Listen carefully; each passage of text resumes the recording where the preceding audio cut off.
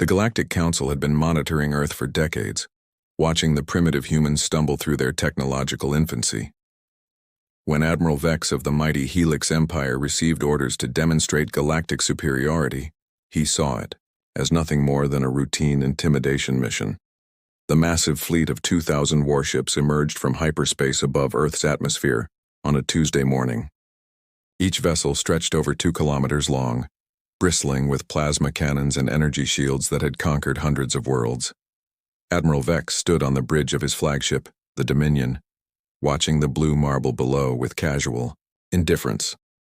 "Sir, we're detecting primitive radio signals from the surface," reported Lieutenant Caney, his tactical officer. "They seem panicked." Vex chuckled, his scaled features twisting into what passed for amusement among his species. "Of course they are. They've probably never seen anything beyond their own moon." He activated the Universal Translator and opened a communication channel to the entire planet. "Inhabitants of the third planet," his voice boomed across every radio, television, and communication device on Earth. "I am Admiral Vex of the Helix Empire. Your world has been selected for evaluation. You have 48 hours to surrender unconditionally, or we will demonstrate why 847 worlds have submitted to our rule." In the Pentagon, General Adams watched the transmission with grim determination. Around him, the Joint Chiefs maintained stoic expressions, but he could see the calculation in their eyes. 48 hours wasn't much time, but it might be enough.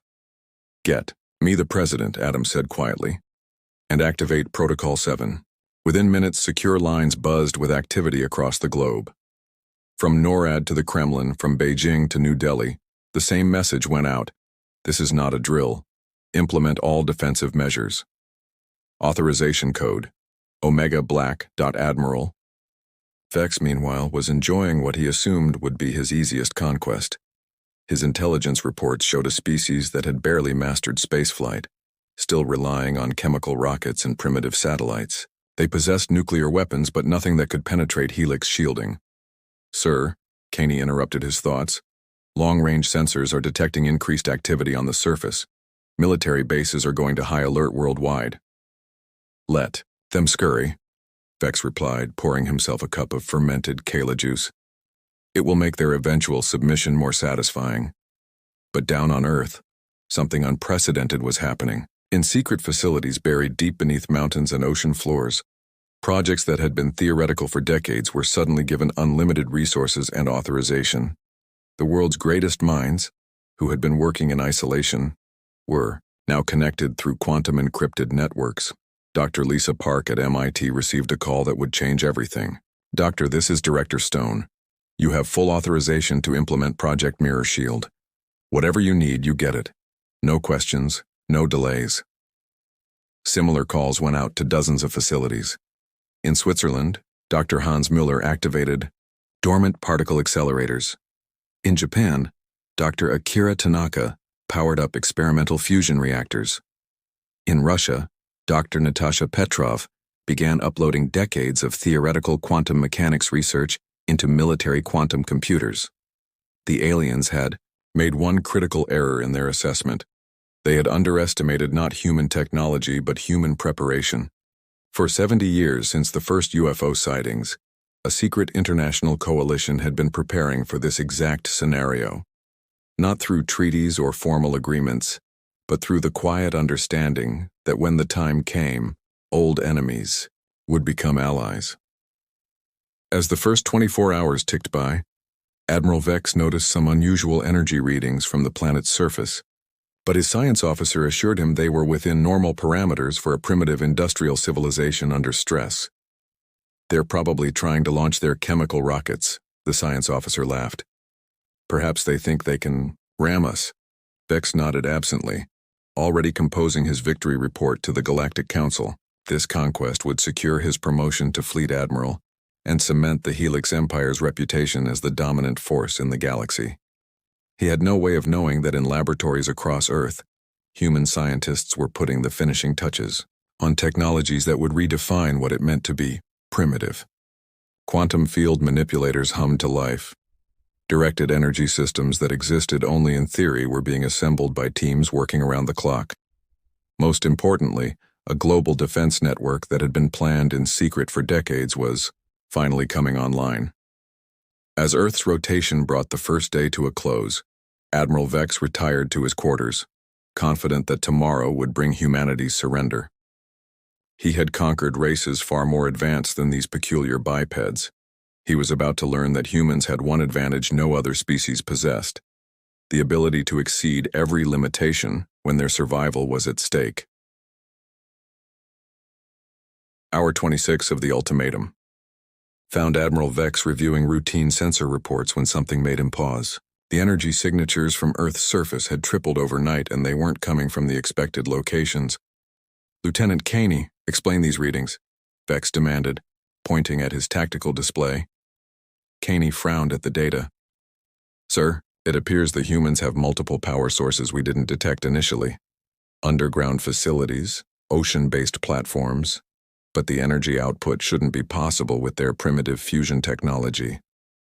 What neither alien officer understood was that humanity's greatest weapon had always been deception.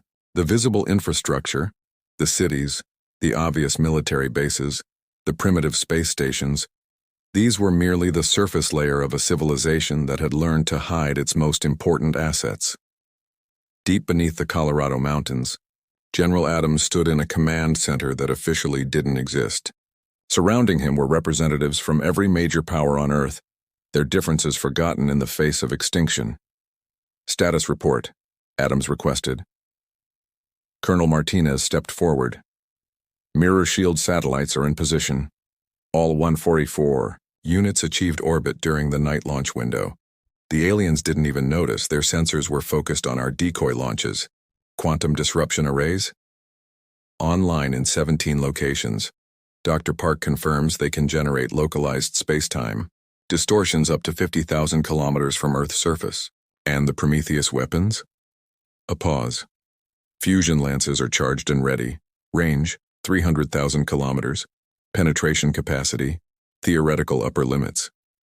Admiral Vex would have been less confident had he known that humanity's chemical rockets included launch systems capable of achieving 15% light speed using controlled fusion pulses, or that those primitive satellites were actually quantum computers capable of processing battle scenarios faster than his own tactical systems.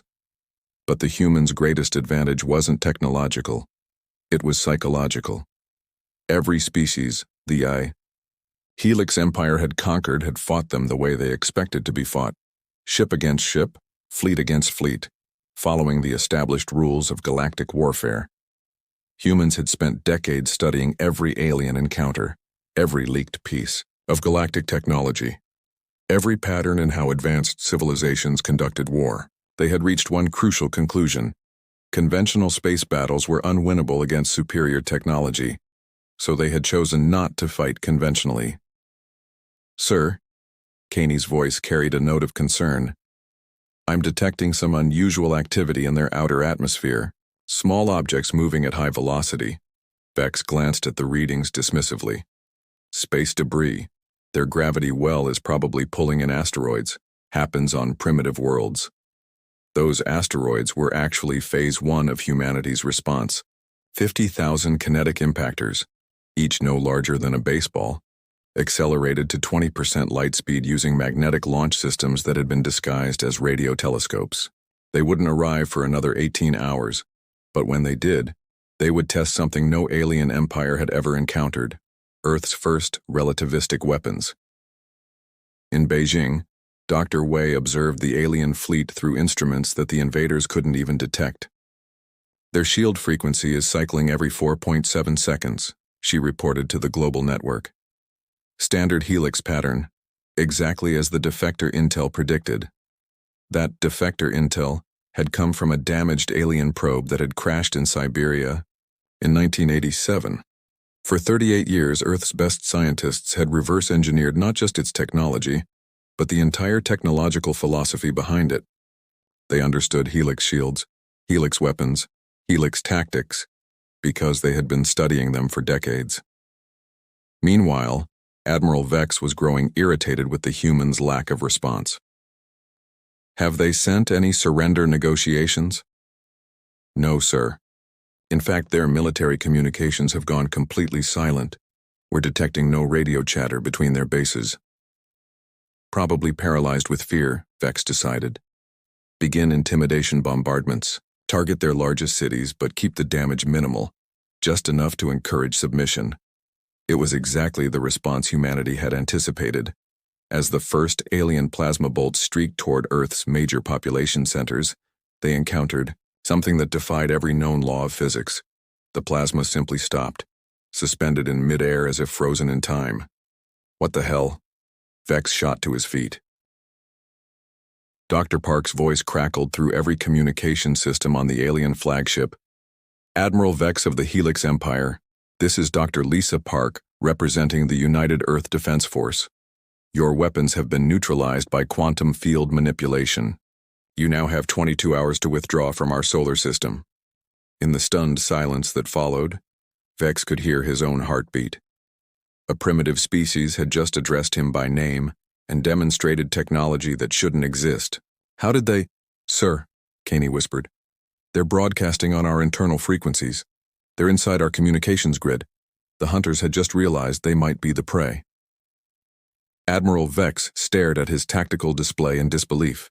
The frozen plasma bolts hung in Earth's atmosphere like deadly ornaments, completely motionless. His science officer, Commander Blake, frantically ran diagnostics on their weapons systems. Sir, our plasma cannons are functioning perfectly, Blake reported, his voice tight with confusion. The energy was discharged correctly, the targeting was accurate, but the moment our shots entered their atmospheric defense grid, they just stopped, Vex finished grimly. Run a full spectrum analysis. I want to know what technology could suspend plasma at that temperature.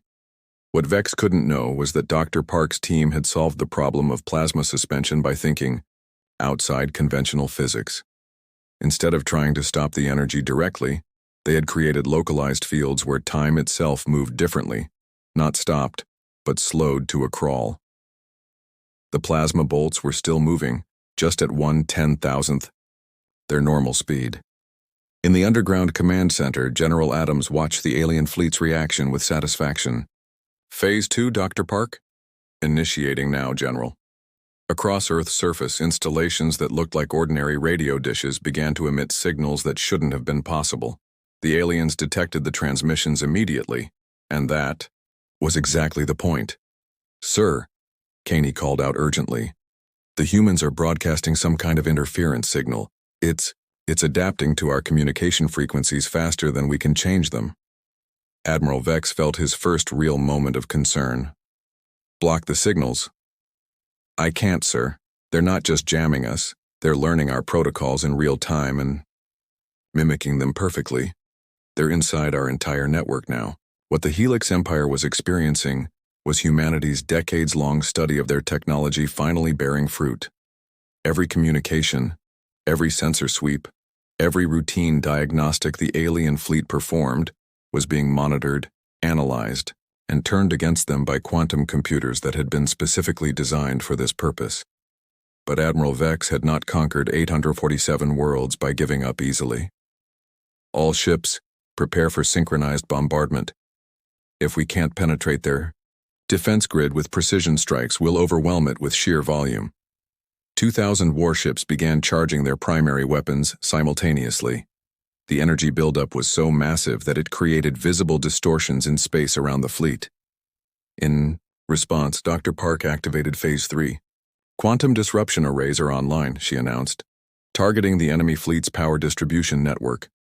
The aliens had made another crucial error. They assumed that any species capable of building starships would understand the basic principles of energy shielding. But humans had approached the problem differently. Instead of trying to build stronger shields, they had learned to disrupt the quantum foundations that made the aliens' shields possible. Admiral Vex was about to give the order to fire when every system on his flagship went dark. Emergency power, he shouted. Sir, it's not our power systems, Blake reported, his voice filled with an emotion Vex had never heard from his science officer. Fear. They're somehow destabilizing the quantum fields that our technology depends on. Our shields, our weapons, even our life support. Everything is failing. Across the entire alien fleet, The same phenomenon was occurring. Ships that had seemed invincible moments before were now floating dead in space, their crews frantically trying to understand what had gone wrong. Dr. Park's voice once again filled every alien communication system. "Admiral Vex, your fleet is now completely defenseless. Your weapons are inoperative, your shields have collapsed, and your engines are offline. However, your life support systems will continue to function as long as you do not attempt to repair your other systems." Vex's mind raced. A species that couldn't even build proper starships had somehow neutralized the most advanced fleet in the galaxy without firing a single shot. It was impossible. "How long until backup power restores our systems?" he demanded. Blake consulted his instruments. With trembling hands, "Sir, they haven't damaged our power systems. They've changed the fundamental constants that our technology relies on. In the space around our fleet, the laws of physics appear to be operating differently." "That's impossible. Sir, 18 hours ago, I would have agreed with you." "General, Adams studied the tactical display showing 2,000 dead alien warships floating helplessly in Earth's orbit." "Dr. Park, how long can you maintain the quantum disruption field?" "Indefinitely, General, and we're just getting started." Through the quantum communication link, Dr. Park addressed the alien admiral one final time. "Admiral Vex, you now have 16 hours to begin withdrawal from our solar system. If you attempt to repair your systems or call for reinforcements, we will demonstrate capabilities that will make your current situation seem pleasant by comparison." In the silence of his powerless flagship, Admiral Vex finally understood that he had made the worst mistake of his military career. He had underestimated humanity. Hour 38 of the ultimatum found Admiral Vex in his darkened command center, desperately trying to understand what had happened to his supposedly invincible fleet. His emergency council of senior officers gathered around a single functioning display, the only system the humans had left operational. "Report," Vex commanded. Though his voice lacked its earlier confidence, Commander Blake looked haggard. "Sir, our analysis suggests the humans didn't just develop defensive technology. They've somehow learned to manipulate the fundamental forces that govern our entire technological base. It's as if they studied our weapons for decades and built specific countermeasures." "That's exactly what we did." The voice came from the display screen where a human face had appeared. Admiral Vex found himself looking at General Adams, whose expression was neither hostile nor gloating, merely determined. "I am General Adams of the United Earth Defense Force," the human continued. "Admiral Vex, I believe it's time we had a direct conversation." Vex straightened, trying to maintain his dignity despite the circumstances. "You've demonstrated impressive technology, human, but you cannot hold an entire galactic fleet indefinitely." Adams smiled grimly. "Admiral, you're operating under several false assumptions. First, that we developed this technology recently. Second, that we're struggling to maintain it. And third, that we're finished demonstrating our capabilities." "What do you mean?" "We've been preparing for this encounter for 73 years, Admiral. Every alien probe that entered our solar system, every crashed vessel, every piece of technology we could recover, we studied it all. We reverse-engineered not just your technology but your entire approach to warfare." As if to emphasize the point, the display showed a detailed schematic of Helix Empire warship construction, down to the molecular level of their hull plating. Blake gasped. "Sir, those are classified Imperial designs. No one outside the Empire should have access to the technical specifications of the probe ship that crashed in our Siberian region in 1987, Adams interrupted. "Or perhaps the reconnaissance drone that malfunctioned over our Pacific Ocean in 1995. Admiral, we've had pieces of your technology for decades. We just waited until we understood it completely." Admiral Vex felt something he hadn't experienced in centuries of conquest: genuine fear. "What do you want?"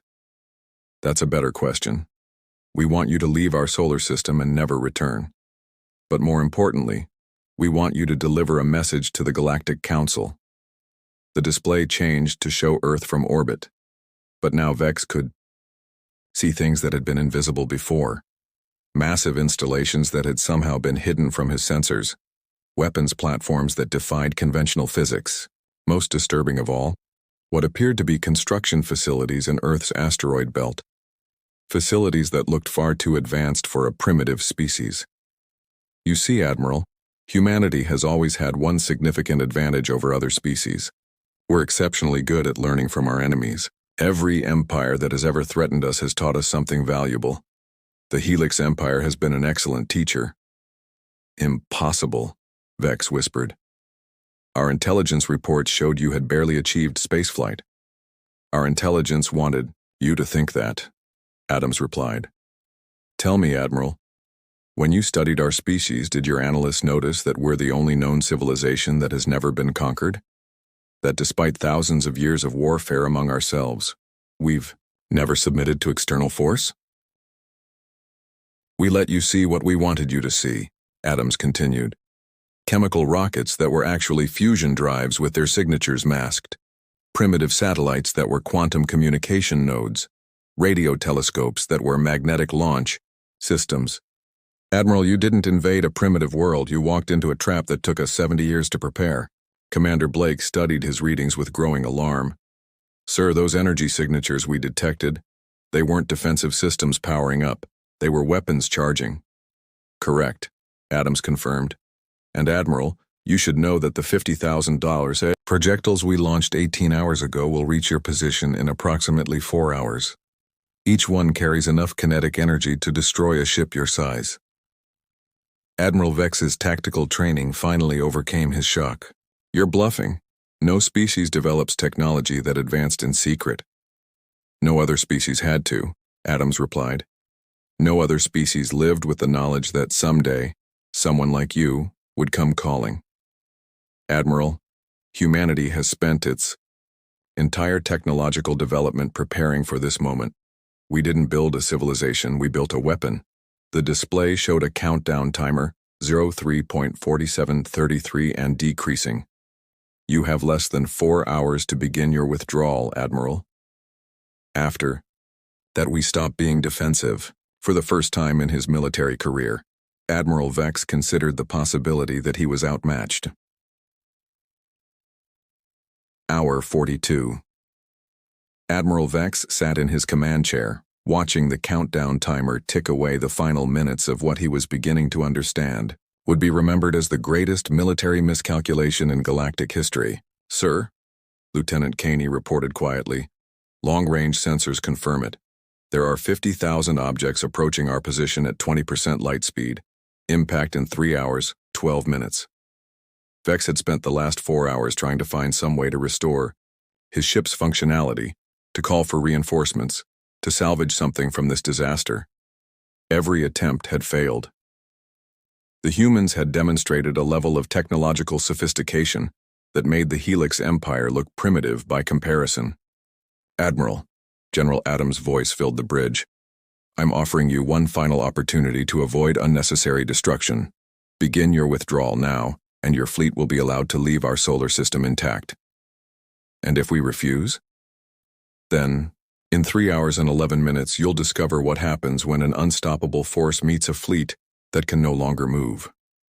Vex looked around his bridge at officers who had followed him through dozens of successful conquests. They were all staring at him now, waiting for his decision. For the first time in his military career, Admiral Vex faced the possibility of total defeat. How? He asked simply. Admiral, may I share something with you about human nature? Adams replied. We are the only species in the galaxy that has never known a period without war. For our entire history, we have been fighting someone. Ourselves, our environment, our limitations. When we finally reached space, we looked up at the stars and our first thought wasn't wonder. It was, who else is out there, and how do we make sure they can't destroy us? The display showed images of Earth's history, armies clashing across continents, cities burning, weapons of increasing devastation, but also images of cooperation, former enemies working together, resources shared across national boundaries, the gradual construction of something larger than any single nation. We spent 70 years preparing for you, Admiral, not just your technology, but your psychology. We studied every species the Helix Empire conquered and asked ourselves, why did they lose? The answer was always the same. They fought the way they expected to fight. They never imagined that a primitive species might approach warfare from a completely different perspective. Admiral Vex realized that everything he thought he knew about human capabilities had been carefully constructed deception. The Galactic Council will not accept this. The Galactic Council will receive a very detailed report about what happened here, Adams confirmed, along with complete technical specifications for every technology we've demonstrated. Admiral, we're not hiding our capabilities anymore. The age of Earth being seen as a primitive backwater is over. You're threatening the entire galactic order. No, Admiral, we're joining it. But we're joining it as equals, not as subjects. The countdown timer showed 2:47:15. Admiral Vex made his decision. All ships, he announced across the fleet communication system, prepare for immediate withdrawal from this solar system. Navigation, plot a course back to Imperial space, maximum velocity. Sir? Commander Blake looked stunned. We're surrendering? No, Commander, we're surviving. Vex turned to the display. General Adams, the Helix Imperial fleet is withdrawing from your system, but this isn't over. Actually, Admiral, it is. Adams's expression remained steady. Because now every species in the galaxy will know what happened here. They'll know that the great Helix Empire, conquerors of 847 worlds, were defeated in 48 hours by a species they considered primitive. More importantly, they'll know that it's possible to say no to galactic empires. As the alien fleet began to move away from Earth, their systems gradually coming back online once they cleared the quantum disruption field, Admiral Vex understood the true scope of what had occurred. This wasn't just a military defeat, it was the end of an era. Sir, Caney reported, we're receiving communication requests from 17 different species. They're all asking about what happened here. Vex almost smiled. The humans had been right about one thing. News of this defeat would spread across the galaxy faster than any Imperial fleet could travel. Every conquered world would hear that resistance was possible. Every species would know that the age of easy conquest was over. General Adams, Vex said as his flagship cleared Earth's orbit, you may have just started the largest war in galactic history. No, Admiral, Adams replied. We just ended it. Welcome to the new galaxy where Earth stands as an equal. As the Helix Imperial fleet jumped to hyperspace, Admiral Vex began composing the most difficult report of his career. In exactly 48 hours, humanity had transformed from a footnote in galactic affairs to its newest major power. The fastest defeat in galactic history was complete. The end.